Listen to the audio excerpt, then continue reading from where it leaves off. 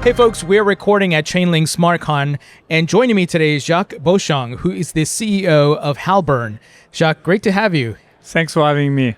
Jacques, I know of Halborn, but for the folks who don't know, tell us about what Halborn does. So we are a cybersecurity company fully dedicated to the Web3 and financial services space.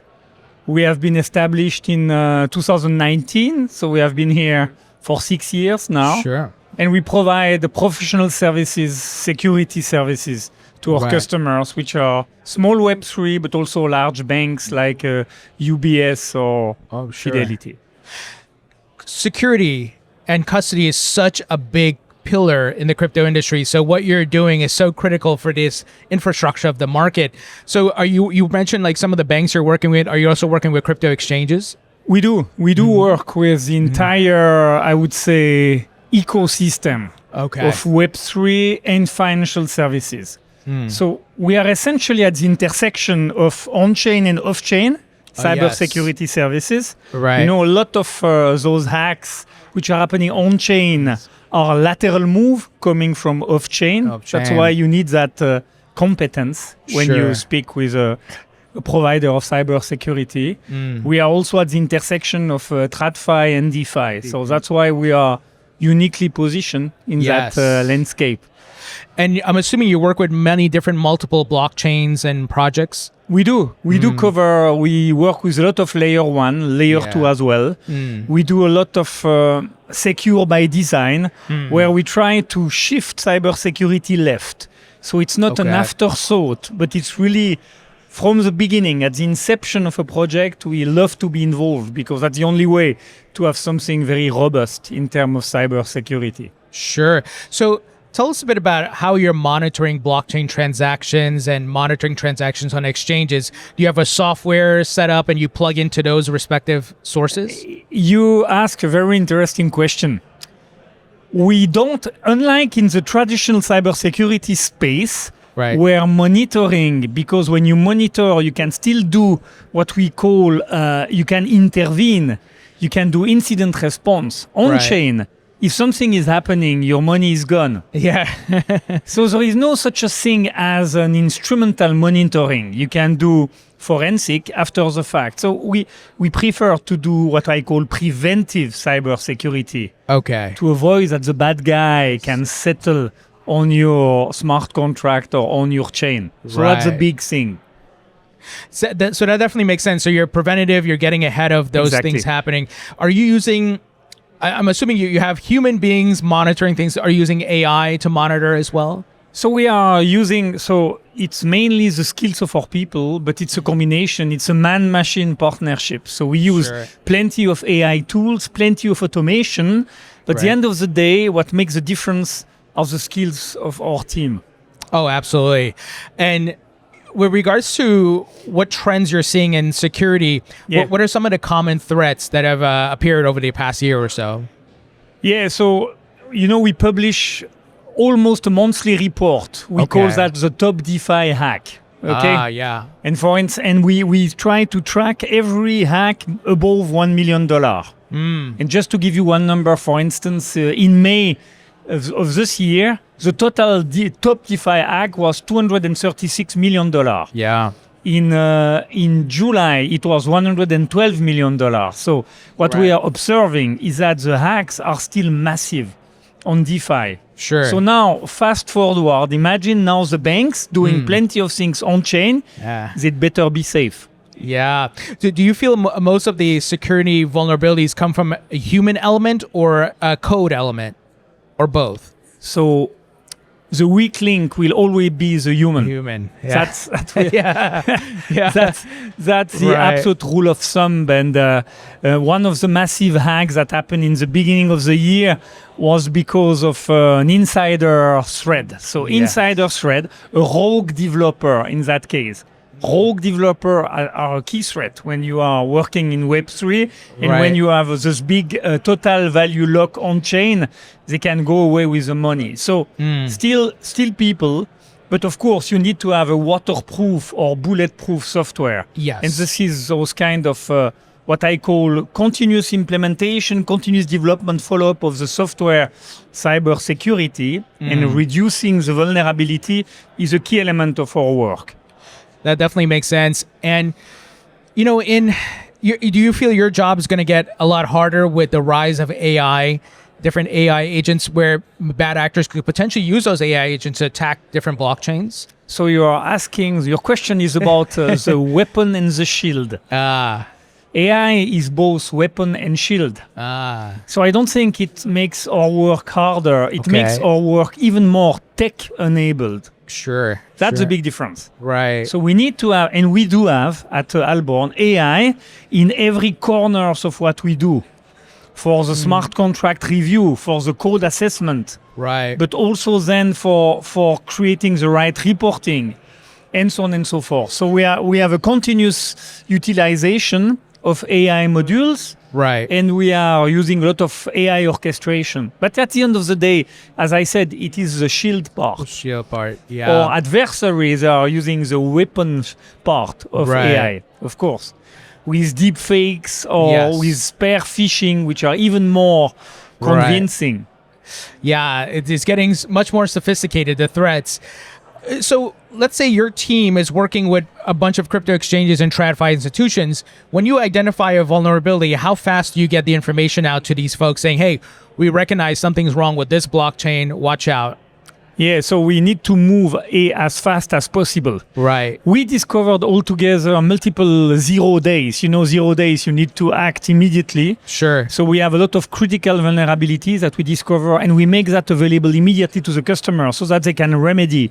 And when we do that, we give them advices how to remedy. And AI is used also in that phase to define the best possible remedy, given the context and the environment of the client. Got it. Is it too early to think that quantum might be an issue now or in the coming year? Yeah, of course. Everybody's talking about it. Yeah. Everybody's talking about the fact that it will break RSA, it will break encryption. Yeah, let's see. Still too early. Let's see. But at the same time, like you said, it's like with AI, it's the shield and the threat, right? Because you can use quantum computer to... You can use quantum computer to encrypt at a level that nobody will be able to crack that code. Right. Of course. Yeah, absolutely. I'd love to get your thoughts on what's happening in the broader crypto industry. We see that there's a race for tokenization, putting real-world assets on chain. What are your thoughts on that and that market growing? Yeah, so I believe... State Street recently published a document in October which says that currently institutional investors have something like close to 6% of their total investment, which are crypto or digital asset of any form. Yeah. And they foresee that in 3 years, it will be 3x that, so more than 15%. So adoption will rise. I believe that some class of digital asset, for instance, private equity one, will take off much faster than other. But I also believe that the cybersecurity challenge for banks to custody all that will be huge. Yeah, that's a great point, because one of the things I've been thinking about, you really have to trust the party that's tokenizing that they actually have the asset in their bank or vault, right? There is no CSD, there is no central security depository anymore. Yeah. Custody today, it's an easy game for a bank. Right. Because what is it? It is a legal game. Okay, it's a pointer toward an item which is at the custody, at the central security depository. Right. In the future, they are fully accountable and responsible for the custody of any digital asset. Yeah. And it's a new discipline. It's a technical discipline. So it's not anymore that legal process discipline. It's a pure technical discipline. So it's a big challenge. And banks are moving into that direction, and we help them. We support them in making the right assessment of their custody strategy. Sure. And on that note, are you working with stablecoin issuers as well? We got the Genius Act passed here in the United States. A lot of issuers of stablecoins, hitting the market now. Yeah, absolutely. So we are definitely working with issuer of stablecoins. So we used to work with Circle, with Coinbase, with the likes of those guys. We are, by the way, in Europe, there is also a big initiative from 9 banks, a consortium of 9 banks for private stablecoin pegged to the euro. And one of those banks is a key customer of ours. We are doing the custody for them. So absolutely, we are deeply involved. We are about to release a paper about the risk framework for stablecoin. Wow. Yeah. So much security needed for all these different types of assets. And you are hitting a very good point. Yeah.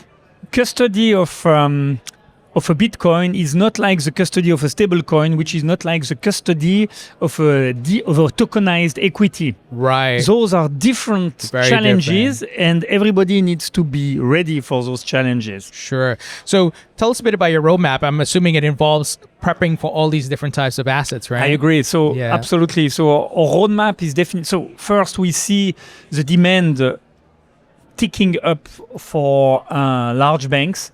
For everything which is digital assets. So that's clearly this understanding, this adoption, and they are going into that direction, but they need to have solid cybersecurity foundation. So that's a key roadmap for us because we need to adjust to the customer requirements in that sense. Second, we mentioned that we integrate AI toolings in every step of our value chain. Right. That's really key because, as I said, it's part of the shield. And we are the shield. We are holding the shield. So we need to have the AI component. So, and the third component is really to be able, because you know what, in the future, DeFi will be part of the supply chain of those banks. Yes. And we are I would say, the in-betweener. We are the glue between because we understand both worlds. Yeah, absolutely. With regards to legislation, you're in Europe, you have the MiCA legislation. Here in the United States, we're waiting for the Clarity Act. How has legislation helped you and your company in Europe? And are you looking forward to the Clarity Act getting passed here? So first and foremost, I believe that the Clarity Act is an incredible piece of legislation because it allows a dynamic transition from a token being considered as equity then moving toward the commodity. So they have put a certain level of dynamic in their regulation in the US that is far superior to what we have in Europe. Okay. So I think they will be ahead of the pack because of that new US regulation, but also for the Genius Act, which has also set up a framework which will enable the US to be really leading the pack. So I am a little bit concerned about Europe being lagging behind with MiCA as opposed to Clarity Act. But to your point, yes, in any cases, those two types of legislation accelerate the demand, accelerate the appetite of the traditional financial institution to go down the road of a digital asset.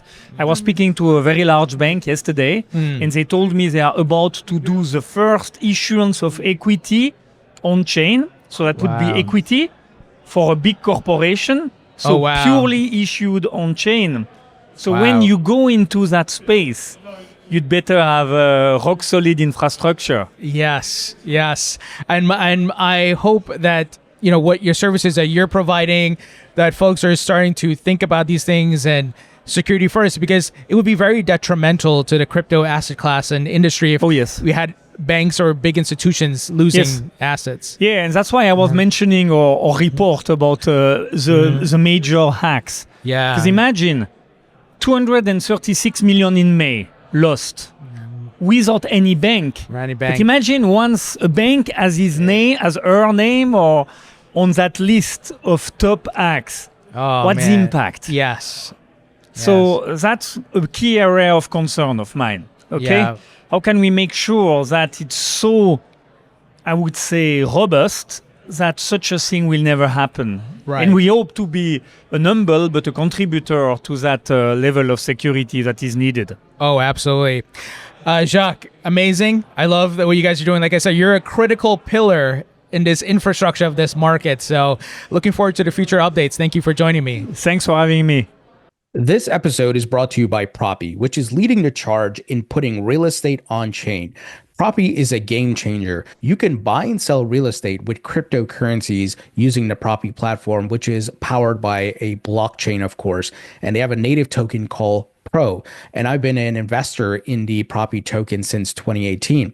So Proppy is a licensed Web3 pioneer operating since 2017. They have facilitated over $4 billion in transactions. They're putting titles and deeds on chain. They use Coinbase for their crypto escrow service. So this is a great platform. And once again, they are ahead of the curve when it comes to putting real estate on chain. And they just launched a great campaign where you can earn some of the Proppy tokens. And it's simply by doing tasks such as sharing their vision video, signing up and inviting a friend, and much more. So if you'd like to learn more about Proppy, visit the link in the description.